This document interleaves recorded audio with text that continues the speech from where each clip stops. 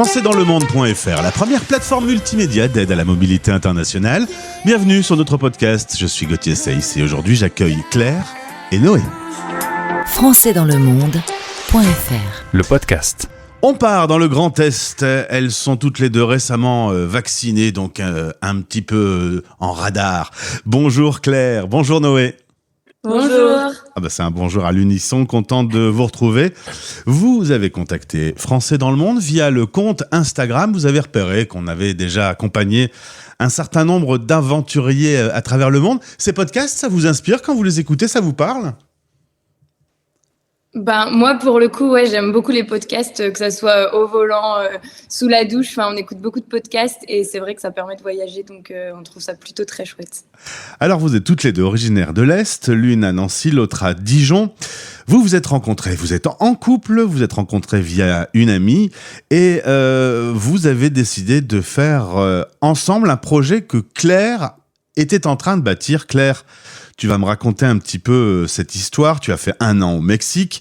Quand tu es rentré de là, tu as dit à tes parents, je vais faire 1 an dans chaque pays du monde. Et ils t'ont dit, tu es nul en géo, tu sais pas que c'est pas possible. Alors, c'est pas Claire qui est à l'initiation du projet, c'est Noémie, mais le principe est le même. Je me suis juste trompé de prénom, mais c'était bien ce que je voulais dire. C'est exactement ça. Donc oui, c'est moi, Noémie, qui était à l'origine du projet. Et c'est vrai que j'ai toujours eu cette appétence pour le voyage. Et en rencontrant Claire, je lui ai dit, vas-y, viens, moi j'ai ce projet depuis un petit moment déjà, et si ça te tente, on peut le faire ensemble. Et Claire, du coup, m'a répondu, je viens. Tu avais vraiment dans la tête, et plus que ça, tu étais en train d'organiser vraiment un tour du monde de quelques années en solo.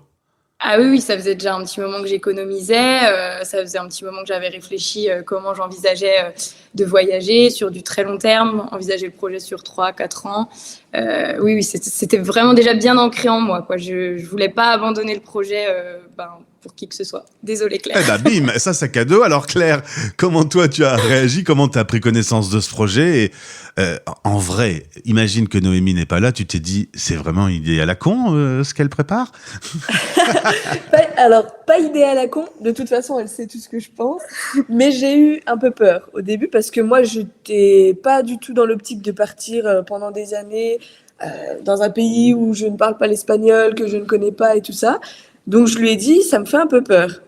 Je veux bien venir, mais il va falloir me rassurer, qu'on en discute, que je sache où je mets les pieds. Et si ça ne me convient pas, je n'hésiterai pas à rentrer et on verra si on rentre toutes les deux ou si je rentre solo. Si on se sépare. C'est vrai. On a tenu, on est rentrés toutes les deux. Alors Claire, toi tu es kiné, Noé tu es infirmière. Vous avez donc organisé les choses à ce que votre métier se mette en pause. Il faut économiser de l'argent. Enfin, concrètement, pour les auditeurs qui écoutent, se faire un tour du monde comme ça s'organise un peu comment, en quelques mots ? Alors, on a énormément de chance de travailler dans le paramédical. On sait très bien que la France ou même n'importe quel pays est en recherche d'infirmières ou de kinés. Donc, c'est vrai que ça nous a permis toutes les deux. Donc, moi, c'était la fin de mon contrat. J'avais déjà demandé de signer un CDD parce que je savais que je voulais partir. Donc, c'était une fin de contrat. Et puis, Claire, elle faisait des remplacements. Donc, facile de dire, je remplace plus du jour au lendemain. On a cette chance-là. Ouais. Et du coup, ça nous a permis aussi d'économiser plus facilement. Parce que période post-Covid, il y avait besoin énormément. Et du coup, on a permis, on a pu emmagasiner un maximum d'argent en un minimum de temps, quoi. Concrètement, vous avez un peu d'argent devant vous. Dans quelle dimension ? On était partis. Alors, moi, j'avais 10 000 euros de côté pour ce voyage, pour l'année en Amérique latine. Toi, Noémie, moi, j'avais un peu plus. Pas beaucoup plus, parce que du coup, j'avais 12 000 parce que j'avais racheté 2-3 trucs de matériel informatique. Donc, au final, on est parti avec 10 et 12 000 et on a dépensé en 11 mois 8 500. Ouais. Donc, on est resté dans notre budget initial. Et là, du coup, on repart en ayant retravaillé un petit peu en France pendant les 2 mois-là pour être un peu plus confortable sur l'Australie où on va travailler. Dans les dépenses, qu'est-ce qui a coûté le plus ? La santé, l'hébergement, la nourriture ? Ça dépend des pays. Ouais. Donc Noémie, elle notait tout sur les applications de budget, de budgétisation. Et ça dépend. En fait, on est assez équilibré entre le transport, la nourriture, c'est quand même ce qui nous prend le plus. et les activités et les logements aussi. En fait, on est assez équilibré sur tout, même si la nourriture, c'est un peu plus. Mais vous savez au quotidien qu'il faut faire attention au budget. Ah oui, oui, ah oui, ben oui. oui. Et même pour te dire, au début, au Chili, on se privait un peu d'activités parce qu'on disait attention au budget. Et en fait, on s'est rendu compte on préférait faire des activités qu'on ne refera plus jamais et manger voilà, un truc sur le pouce à la place. On a appris à gérer, ouais. Alors en effet, on n'a pas raconté la suite de vos aventures, mais vous vous rencontrez alors que le projet de Noémie est bien engagé. Le départ était prévu pour septembre 2022, direction l'Amérique du Sud.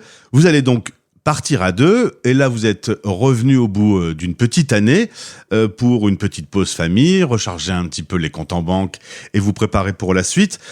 Ça a commencé avec le Chili. Le parcours de l'Amérique du Sud est écrit d'avance ou vous l'avez un peu improvisé ? On avait déjà fait des recherches un peu en fonction des saisons, en fonction que ce soit le plus logique. On avait déjà des gens qu'on savait qui allaient venir nous voir, notamment au Brésil, au Pérou, en Colombie. Donc il fallait qu'on organise un peu avec tout ça. Donc on avait déjà une grosse idée, même si au final on a assez bien respecté le projet de départ, mais on s'est laissé porter en fonction, on faisait du stop, donc en fonction de là où on nous déposait et tout ça. Donc on s'est un peu laissé porter avec le voyage aussi, quoi. Alors ça tombe bien parce que Claire a fait allemand première langue, donc en Amérique du Sud, ça t'a servi à rien, hein, finalement. Très utile. Par contre, Noémie qui, elle, parlait espagnol, tu t'es mis à l'espagnol finalement. Alors, au début, j'ai eu du mal à m'y mettre parce que je la laissais parler. C'était bien confortable. Et quand j'ai commencé à me rendre compte que j'étais un pot de fleurs dans les conversations qui ne servaient à rien, je lui ai dit, laisse-moi parler, je vais essayer. Et en 3 mois, je dirais que j'avais la conversation facile. Mais j'ai eu des maux de tête, hein. J'imagine. Vous êtes revenu un peu voir la famille, vous vous êtes préparé pour repartir. En novembre 2023, vous avez 2 billets aller, pas de billets retour pour l'Australie, avec la possibilité pour vous de faire un PVT là-bas. Vous aurez sans doute un van et vous allez vous promener sur ce continent. Tout est prêt là pour l'Australie ? Non. On est beaucoup moins organisé que le premier départ, qui nous faisait un peu plus peur. Et on a le PVT, on a fait quelques recherches de van et de job. Mais en fait, on se rend compte que là-bas, c'est la dernière minute. Donc, on demande pour un van, il est vendu le lendemain. Pareil pour les jobs. Ça peut pas se préparer depuis la France. Eh ben non. Compliqué, ouais. Juste le premier logement qu'on aimerait bien vraiment avoir. Et après, on fera, au jour le jour. Voyager en couple, est-ce que c'est facile tous les jours ? Parce que il y a pas mal de promiscuité. Est-ce que quand il y a une tension, par exemple, ça peut poser un petit souci ? Moi, je dirais que la clé, c'est la communication. Alors déjà en général, et encore plus quand on est H24 ensemble. Donc, on a eu assez peu de conflits. Étonnamment, on a plutôt réussi à gérer la fatigue de l'une et puis, les angoisses de l'autre. Mais non, franchement, ça s'est plutôt bien passé.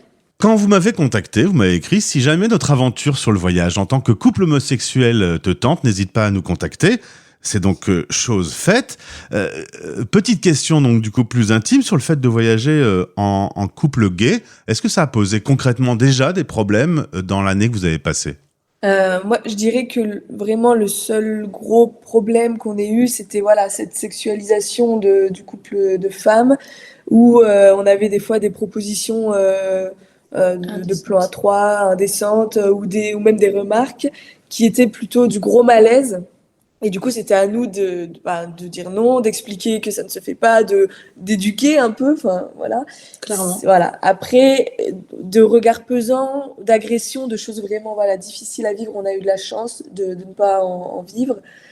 C'était surtout ce malaise qui des fois était gênant. Ouais. Vous avez rencontré plusieurs aventurières comme vous qui font l'aventure en couple lesbien. Vous m'avez dit c'est peut-être un peu plus facile qu'un couple d'hommes. Ouais, on a un exemple concret d'un monsieur qui nous a pris en stop et qui nous avait clairement dit qu'il était homophobe et tout ça. Et quand il nous a demandé si on était sœurs ou cousines, Noémie, elle a pris son courage à deux mains, elle lui a dit non, on est en couple. Il y a eu un blanc. Ah dans oui, le tu camion. m'étonnes.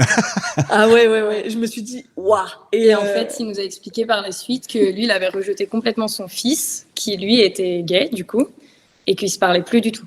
Donc là, on savait qu'il nous restait encore 5 heures d'autostop avec lui. Et finalement, ça s'est bien passé. Mais parce que je pense qu'il y a cette dissociation de se dire, c'est pas ma famille, c'est des gens que je connais pas, je l'accepte pour l'autre et pas forcément pour ses propres enfants, quoi. Et oui. Et vous avez découvert le Gay Travel Index. Qu'est-ce que c'est ?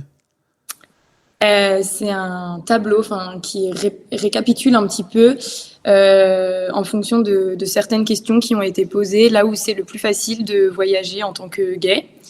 Donc il y a certaines questions comme est-ce que le mariage est légal, est-ce que l'adoption est possible dans ces pays. Et en fait, ils classent les pays en fonction de l'endroit où c'est le plus gay-friendly par rapport aux autres. Donc c'est super intéressant, ça permet déjà de connaître un petit peu globalement la loi qu'il y a dans le pays au moment où on y va, même s'il n'est pas forcément mis à jour tout le temps, ça donne une bonne idée.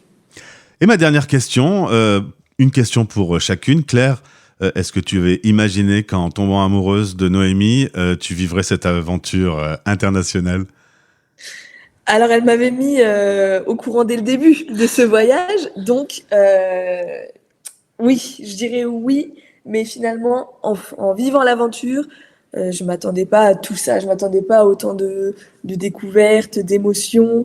Effectivement, en fait, toutes les peurs que j'avais avant de partir, elles se sont envolées une fois qu'on y est. Et Noé, ma question, toi qui voulais faire cette aventure autour du monde en solo, le fait de le faire et de le partager avec Claire aujourd'hui, t'en es heureuse ? Ouais, j'en suis très heureuse. Claire qui me fait le petit attention à ce que tu vas dire. Non, j'en suis très heureuse parce que voyager seul, je pense que ça a beaucoup de points positifs, ça a aussi beaucoup de points négatifs, mais le fait de pouvoir partager ça avec la personne qu'on aime, c'est des souvenirs qu'on se crée ensemble. Et ça, je pense que ça n'a pas de prix. Enfin, c'est vraiment hyper important pour aussi notre relation parce qu'on grandit, on évolue ensemble et on partage un mode de vie qui est quand même assez inédit et je pense qu'on se construit, on construit notre couple sur des bases du voyage et ça, je trouve ça plutôt cool. Eh bien, en tout cas, si vous voulez les suivre toutes les deux, il y a le compte Instagram avec de magnifiques photos. Évidemment, vous allez dans des endroits de rêve, donc c'est plus facile qu'en restant dans le Grand Est, hein, on est d'accord. Bonjour aux amis du Grand Est. Je vous invite donc à découvrir le lien Instagram dans ce podcast. Claire, Noé, bientôt le départ. Moi, j'ai envie de vous dire, on va se retrouver dans quelques mois pour que vous me disiez un peu comment ça s'est passé en Australie et comment la suite va se dérouler, sans doute vers l'Asie. Avec plaisir. Ouais, ça serait très chouette de pouvoir justement donner l'expérience, parce que là, on n'a que l'Amérique du Sud, de pouvoir donner l'expérience sur d'autres continents et de voir justement, est-ce que en tant que gay, c'est aussi facile de voyager dans d'autres pays, quoi. Eh bien, on se donne rendez-vous dans quelques mois. Merci à toutes les deux. Amusez-vous bien, profitez bien. Enjoy. Merci beaucoup. Françaisdanslemonde.fr